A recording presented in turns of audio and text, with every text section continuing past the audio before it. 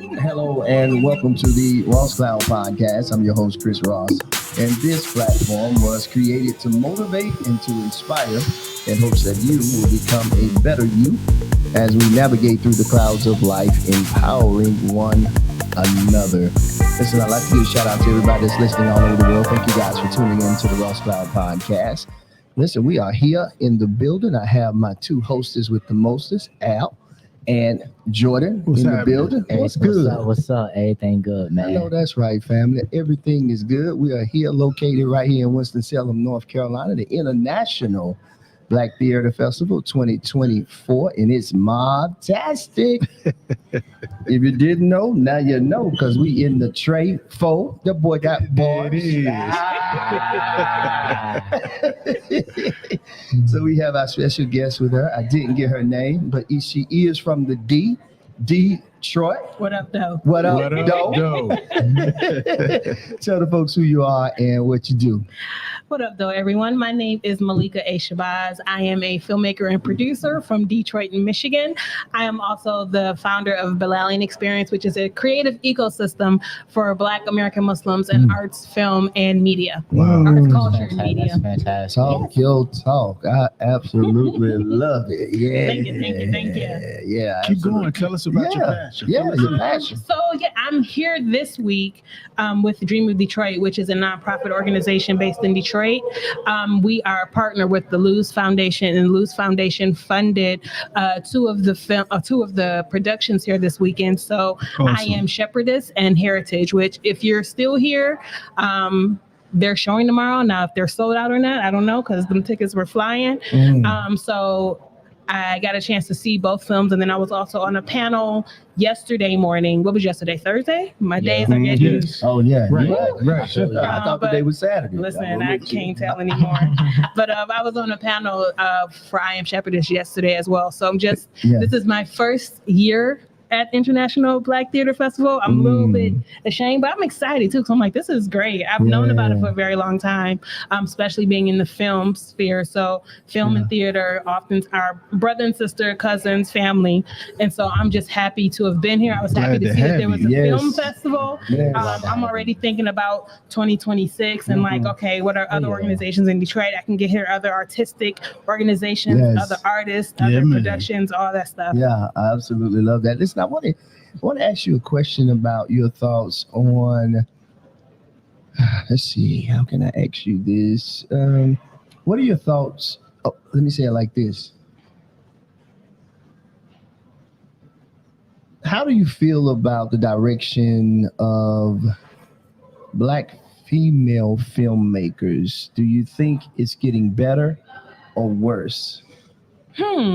That's a good question. I think with the growth of social media and being able to self-distribute your content, it is giving a lot of Black women platforms to distribute their films. But at the same time, because social media has been around so long, the algorithm has still figured out a way to suppress it. Yeah. So there No doubt. are still a lot of very creative Black female filmmakers who are just still trying to get their content out there. Yes. And they get pushback sometimes from, the Wahites, but then sometimes from ourselves as well, because I this like idea, that. I can't take credit for that. That's from Kev on Stage. He called them Wahites, and I just ran with it. I like it. But there's this false idea of competition, and there can only be one, right? So That's right. many of us, we have great content, but we're also competing for the same spots at the same film festivals, which whether there are film festivals or it's the bigger film festivals, but that's the beauty now of social media, is that there's so many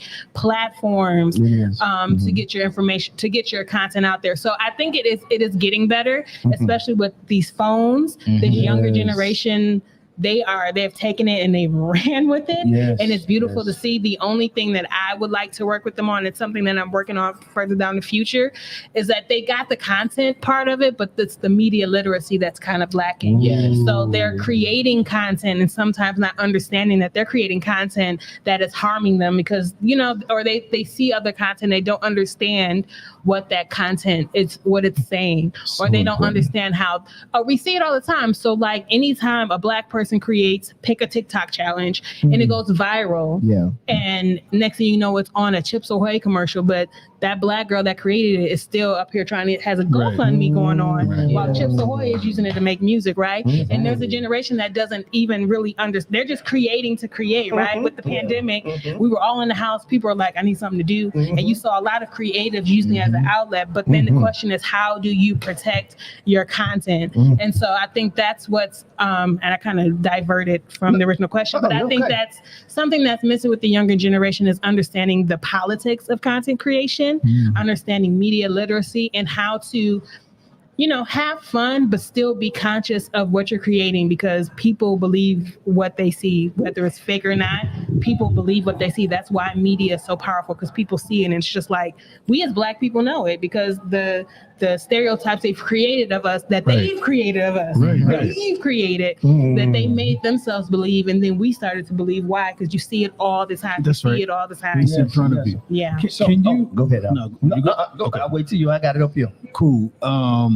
Can you dig a little deeper into the false ideas of competition? Kind of like peel the layer back of, what that looks like. So we say it a lot of times in hip hop, right? There can only be one. So if Nicki's hot right now, can nobody else be hot? Right. But then something will happen and you'll have multiple people, which something that social media also has kind of leveled the playing field. But there's this idea of there can only be one. So it's a form of control. Because if everyone is vying for that spot, then what are you going to do to get that spot? Right. And if I put you in that spot and everyone's looking at you now, you're influencing them, but I'm influencing you, so I'm influencing them, right? So it just goes into control. And so this false idea of competition is almost like crabs in the barrel, right? Pulling each other down. But the problem is the barrel is not the crab's natural habitat, so the crab shouldn't be in the barrel in the first place. Right? And so what happens is that we're told that if you want to succeed, you have to get in all the film festivals, and you used to have to try to get a deal, but now it's like, you gotta get in film festivals and get distribution, and only a certain amount of films are given that distribution. And so people think that, well, I have to get a distribution deal in order to be successful. And it makes it easier, don't get me wrong, but I know people who've gotten distribution deals for their films, and it's like, it was terrible. They didn't promote it correctly, and it was just a headache, because they thought this was a big studio was going to do right by it. But then that's the beauty of having like a YouTube or like a VHX, where you can create your own paywall. So like one of the first platforms I remember was a platform called A Good Day to Be. It was started off as a series of shorts called A Good Day to Be Black and Sexy, and then they started their YouTube channel called Black and Sexy TV, and then now I think they have their own platform. Same with Issa Rae. When Miseducation of a Black Girl, Miseducation, I'm thinking like Lauryn Hill. The Misadventures of an Awkward Black Girl. Like, I remember when that came out in real time, and how the straight YouTube, but before she had Hooray and all that, she had the YouTube channel. So it was that. She had the show about the church, the choir, I think it was called. She had Ratchet Peace Theater.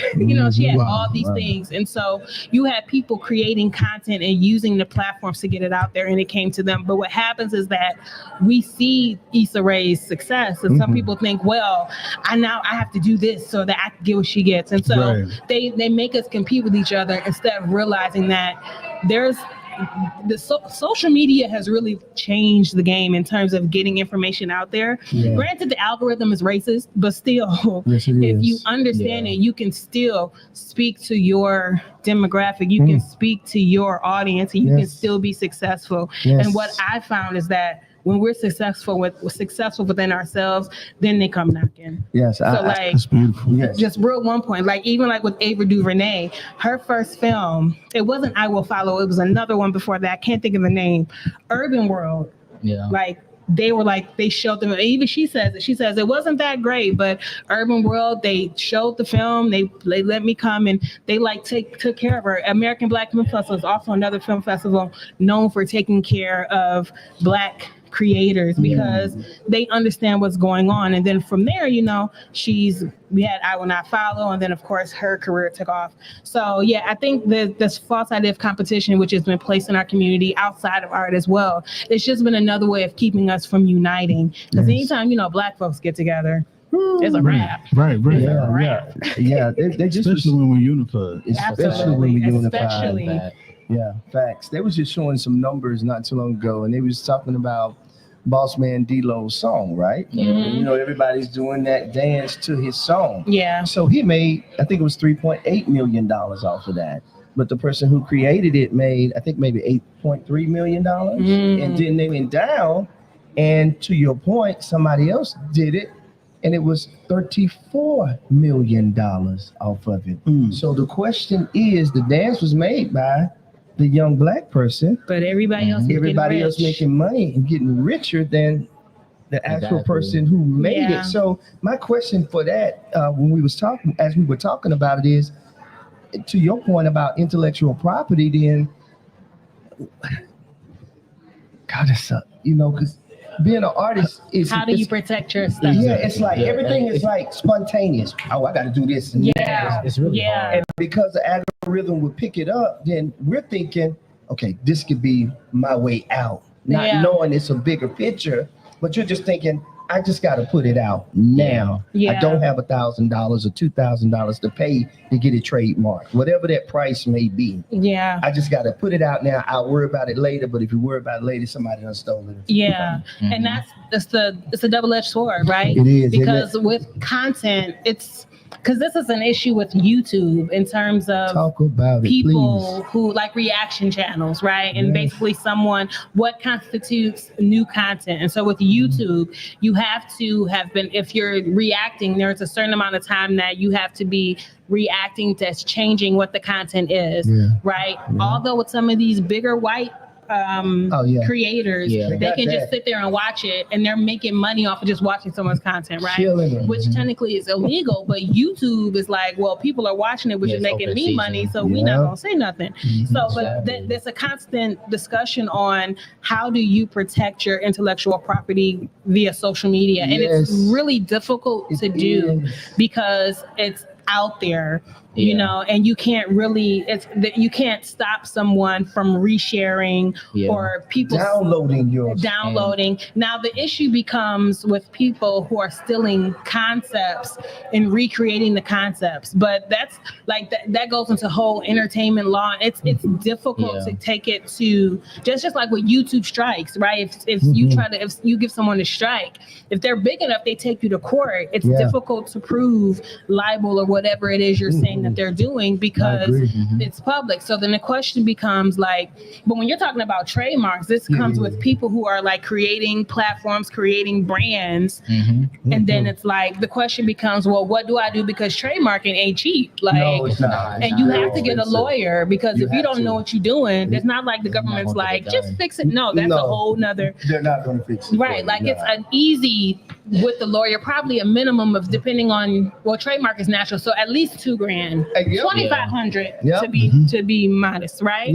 But everyone doesn't have that. So the question is, how do you protect that? And that's the difficult part, because what happens is that people see it and go look it up and will trademark it. Now, what I do know from looking it up is that if you have been using your mark for a certain amount of time and you can prove that, you know, you've had commerce, then you may be able to fight it and get your trademark. But it's just like, there's some people that just don't have $2,500 in their pocket to go trademark the name of their business. And that's where it gets really funky and it gets predatory, because there are people who are watching Black folks, because, you know, we create the culture. So they're watching us to see what we could do. For the globe. For the globe. We create culture for the globe. For this universe as we know it. And probably other universes that are traveling here looking at Earth like, y'all struggling over there. But you have a lot of folks who are just creating, because Black folks, that's what we've always just created. And the struggle has been, how do you protect it? Especially in a capitalist society where everything is about money. And so, with trademarking, it's just like, it sucks if you blow up, but then it also becomes being smart, because if you blow up and that first check hits, it's like, okay. And that's another thing that a lot of people don't have, is that there's a business side to content creation. Like, everyone thinks you just go viral and it's like life changes. First of all, going viral don't mean you're gonna make money. It just means you got a lot of views. Right? Because Instagram don't even pay for reels anymore. They used to pay you for your reels. They don't do that anymore. So if you're smart, because I was teaching a class about content creation, I was like, going viral isn't the goal. It's like most people who go viral and get famous have been creating content for a good year, a minimum of a year and a half. Yes. Even though you have companies that create viral content, a lot of the King Box and all the Lala Milans have been creating content for years before they go viral. So by the time they go viral, they already have the content for people to go look at, but they're already in a space where they can create. If you're not a creator, understanding that this is a job, you got to get up. You got to create the content. You have to figure out if you're doing something narrative, you got to write the script. You got to shoot the script. You got to edit the script. You need you do color correction. You need a caption. You need hashtags, and you have to do this consistently as if it's a job. So by the time you get viral, you're not trying to rush and I got to create. Now it's like you're going viral for what you were already doing. Now people get creative and do stuff just to get the views. So like Doja Cat, when she came out with Moo, she already had an album or two out. So Moo was what put her out there. Yeah. True. You know, so and I do have a question for you because I'm a photographer. Me too. And I would love to get into like filmmaking and all this stuff. That's really the goal. The goal. How do I get into filmmaking? Go out there and shoot a movie. Okay. It's that simple, but I'm sorry. Go ahead. And also, like, because I'm a photographer, I'm shooting a lot of pictures. It's impossible to copyright everything that I shout. Yeah. Right? And so, like, how do I go about, for all the other photographers and younger photographers out there, how would they go about like copyright laws, stuff like that? I know it's an ordinance with your state. More so than anything else. So as a photographer, you have to be mindful of where you're putting your content. I know a lot of people put watermarks on their stuff. Like with Instagram, people post stuff and it gets stolen all the time. But at the same time, you'll see in the comments, someone will say, hey, this is so-and-so's this is so-and-so's picture. And the shame will cause them to pull it down. But as a photographer, I'm not sure like where you have your portfolio, but on your website, like I use Pixieset, and there's an option where unless it's a client, because you can use it for client work too, you can automatically have your watermark on your picture. So if they try to, even though these days with technology, people can figure stuff out, but no one's going to go through the challenge of trying to take off a watermark in the it's just they're going to find something else. Trying to get over into filmmaking. So photographers make very good DPs. I'm not sure what part of filmmaking you're trying to get in. That's actually what I want to get into. Photographers make very good DPs because you already seen the concept of framing, right? And a movie, like literally a frame, when someone says 24 frames per second, that's literally 24 pictures per second. So oftentimes a photographer will make a great DP because you already understand like you're looking, there's a visual aspect. So one, if you're also looking to write, listen, start shooting your own stuff. Oh gosh. But I'm not sure. Where are you from? I'm from here. Oh, North Carolina. Oh, North Carolina. I don't know what your creative circle is like, but listen, if you meet someone, you're a director, I'm a DP, let's shoot this film. I don't know if you edit video as well. I can. Listen, YouTube will teach you how to do everything you need to do until you can find someone to pay for it. For a lot of people don't realize that a lot of people think you gotta go to like these huge schools, Juilliard and NYC school, movies, all the stuff. You can really get a lot of information free off of YouTube.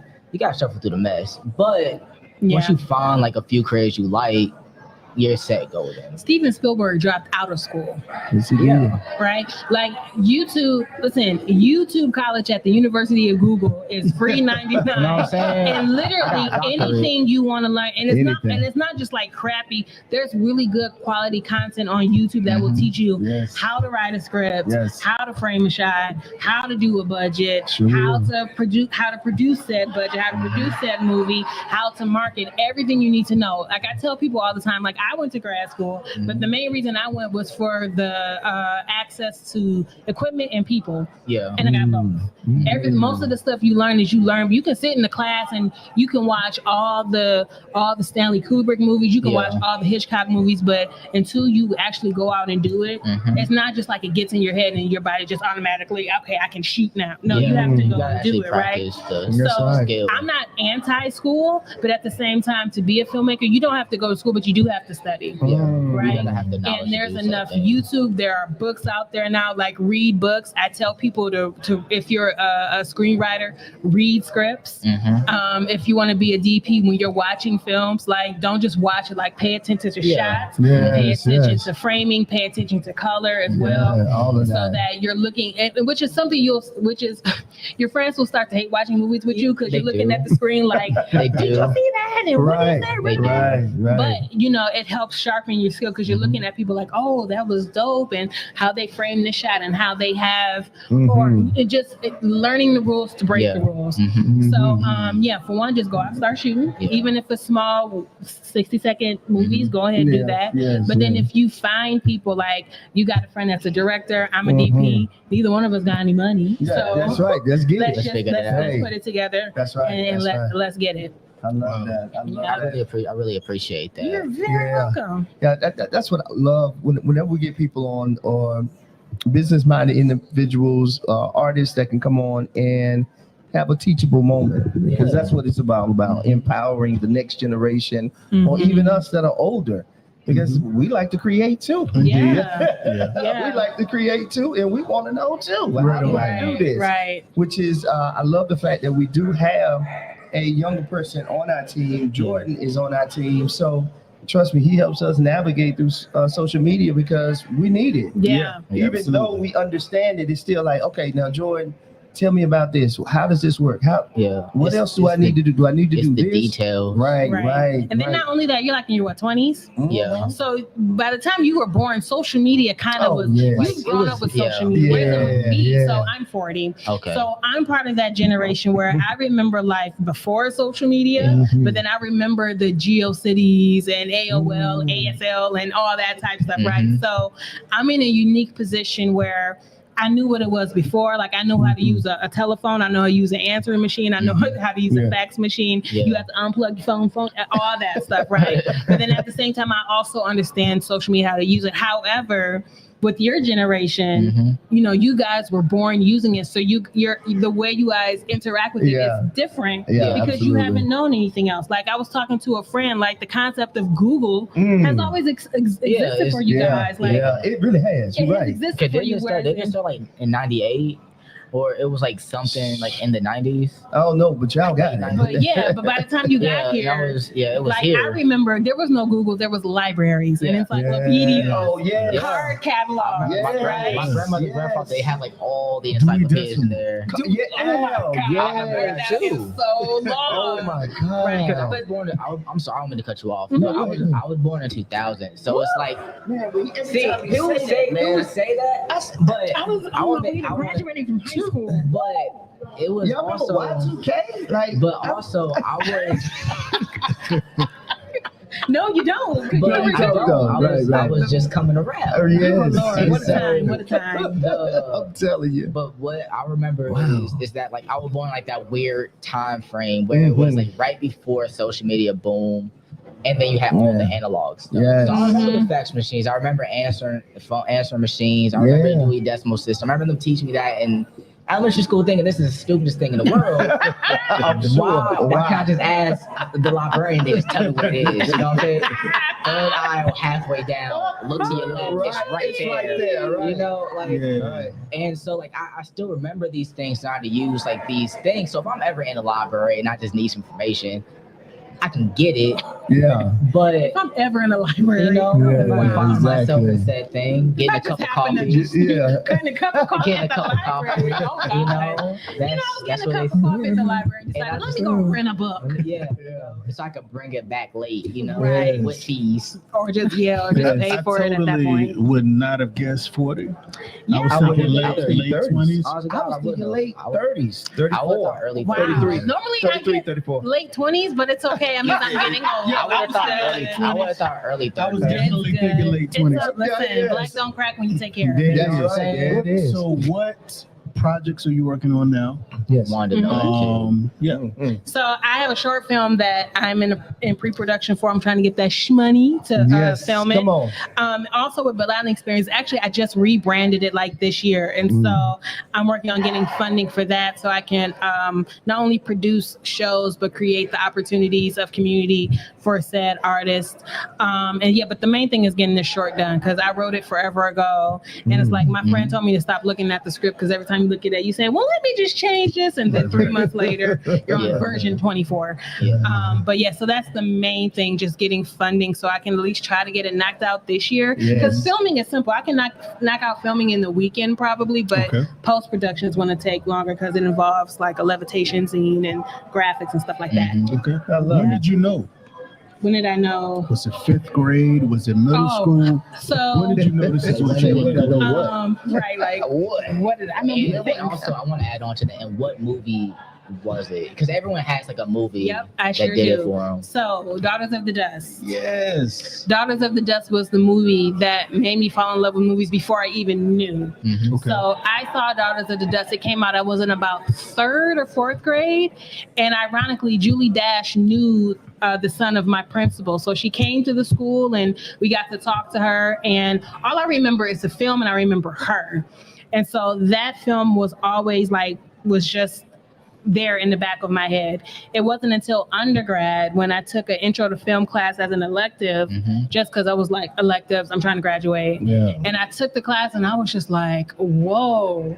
I was like, wait a minute. That was also the first time I saw a foreign film because I was one of those bougie people. And I can't watch a foreign film without subtitles, blah, blah, blah. No, watch it watch it in its native language, and read it because it's not the same when it's a subtitle. You don't get the same feeling.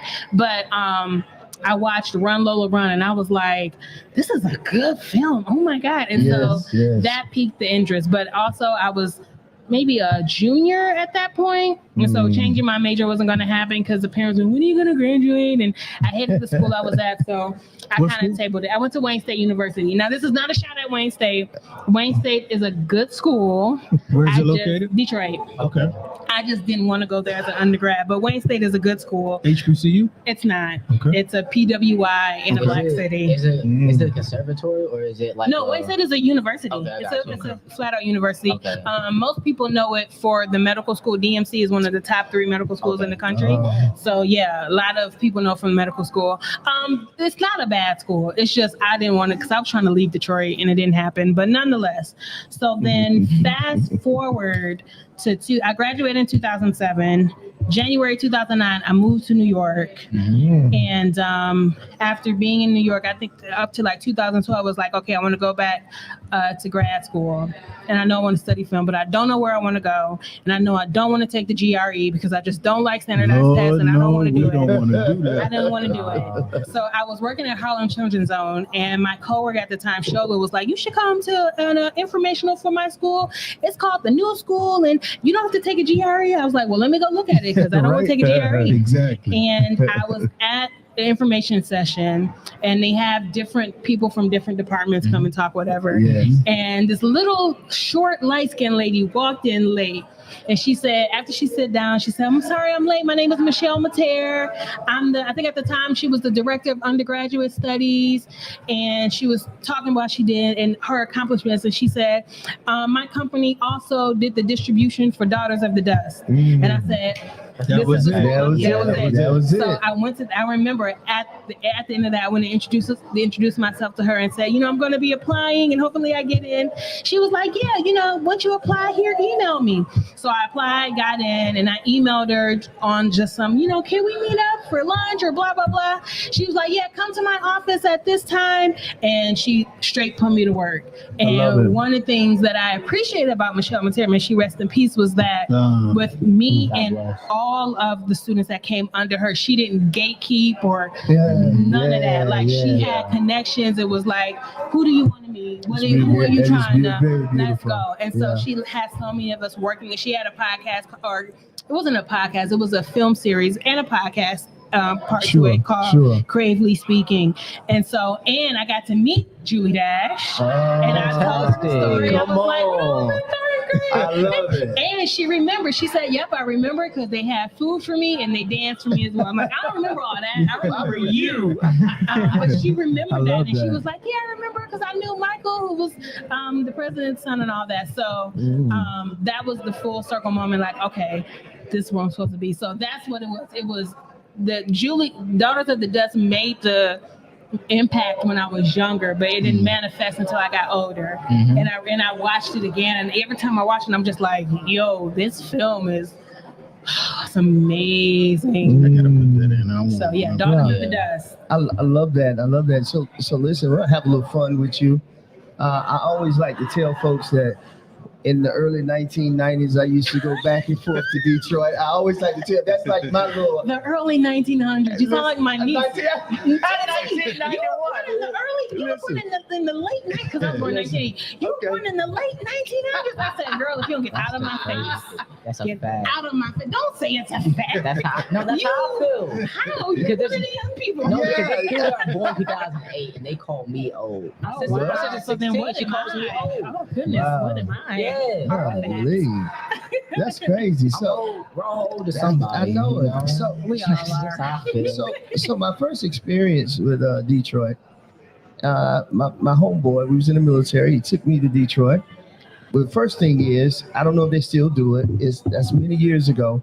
But you usually can hang out on 7th Mile. You can park right there on that whole. 7 Mile on what? Well, let me say this. What was it? It's a strip that's on the water that everybody parks and they hang out on. Oh, yeah. It used to be the Riverwalk. Okay, there we go. It used to be Riverwalk. There we go. Okay. They changed it a little bit. They did. Yeah, Okay. they have. Okay, that's first thing. I had a lot of fun. We did it. Number 2, he took me to Coney Island. So what you know about that Coney sauce? Now I got the cheese on mine, of course. You didn't like the cheese on yours? I mean, as long as I have my beans and my onions, I'm good. Okay, you good, yeah. Just so for they had a standard little Coney. cheese on mine. It's pretty damn That's good. fine. Did you get mustard on it? I did. Okay. So it's pretty doggone good, you know. The bun was nice and soft. Good. That was like, Which Coney did he take you to? Do you remember? oh, Was it downtown or was it just like a neighborhood? you know what? Plexiglass was everywhere. So it probably was a neighborhood. People have their own Conies that they prefer to go Okay to. then. This one was yellow with red. I'm not gonna know what that is. Okay then, all right. So at any rate, we went there. That was great. And then we, after that, when I came back, he took me to this club, and that's where I, just jokingly with you, my jitting is terrible. Okay. So No comment. okay, no comment. It's absolutely awful. I meant no disrespect to It's all good. the D at all. But I just remember going in there. I'm from North Carolina, right? So I went in. He took me to this club, and I was like, so what are they doing? Charlie Brown does that? Like, what were we doing? Let me see your footwork. Yeah. Let me see your footwork. But Yeah, man. when I really started paying attention, I'm like, okay, that's very artistic, though. Like, like when you really stand back and look at it, it's like, how is he doing that? So when they add different things, so it's just like breakdancing. They add, it's like juking. It is like a lot of people, if you don't know about juking, you'll think juking and jitting are the same. But they're different. They are different. A lot of footwork. That's what's up. There was a lot of house music being played. So it was pretty amazing. I had a good time. And then after that, he took me to the State Theater on Soul Night, which was amazing. I never seen so many gators in my life. Sting Pink Gators, my Detroit players. He wasn't lying. He's not lying. Detroit loved Gators. Right. Go to Henry the Hatter and get a. Yes. Shout out to Henry the Hatter. He It closed the was store. wall to wall in there. It was like this all the way in the State Theater, but it was no problems at all. Yeah. It was beautiful. Tommy Hearns was sitting over in the corner, which was dope. So, yeah, that's my connection with the D. Yeah, shout out to JIT Masters. They're an organization in Detroit who they teach JIT classes and they do performances. I said I was going to take a class because, I could do a little something. Yeah, you really? It's very small, but I'm not on the floor and doing flips and stuff like people are. But yes, shout out to the JIT Masters that are out here still keeping the culture alive and teaching it to the younger generation. Yes, absolutely. Yeah. Thank you so much for giving us a little bit of your having time. Me. Absolutely. All started from me being nosy. This was dope. Hey, that's what it's all good. spontaneous. It's all good. I'm glad I met y'all. Like I got your information. Got the information. This is dope. Yes, thank you so much. So thank listen, you for having me. You're very, very welcome. So listen, I hope something was said to you that can help you become a better you. we are here at the International Black Theater Festival here in Winston-Salem, North Carolina, 2024. And it is mom-tastic.